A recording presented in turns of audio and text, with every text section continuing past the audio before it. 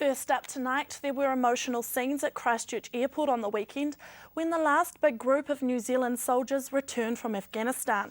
This sees the end of New Zealand's 10-year service to the Bamyan Province. Jemma Brackebush was at the airport when they arrived and she joins us now live. Jemma.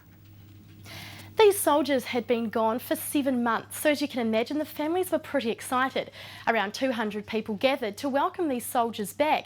They were half an hour later than expected, so when they eventually did walk through the door, the crowd went wild, clapping and cheering. Proud cheers welcoming the team home. The last group to serve in Bamyan Province, now back with family and friends. These troops wrapping up the 10-year mission. All 160 Kiwis who have left Bamyan, as we've all left there now, we've all left with a feeling of pride that we've finished the job and that they've got the baton has really been passed to them to carry on into the future. Around 3,500 men and women served in Afghanistan as part of the Provincial Reconstruction Team. An important goal, preparing locals to take back control. So there's about 1,200 policemen there. They're now ready to face all the challenges of the future that we would have been facing over the last decade. The Kiwis helped rebuild the war-torn country.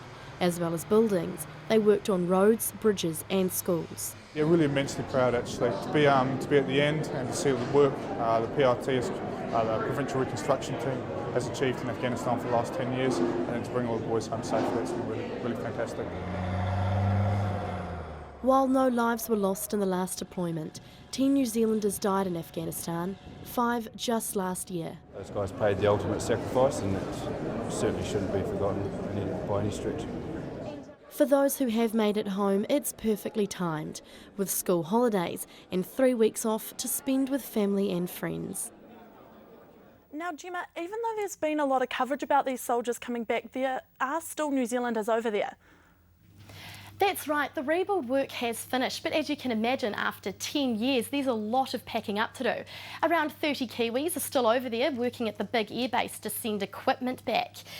The New Zealand Defence Force will still have people over there, just on a much smaller scale, to monitor how things are going.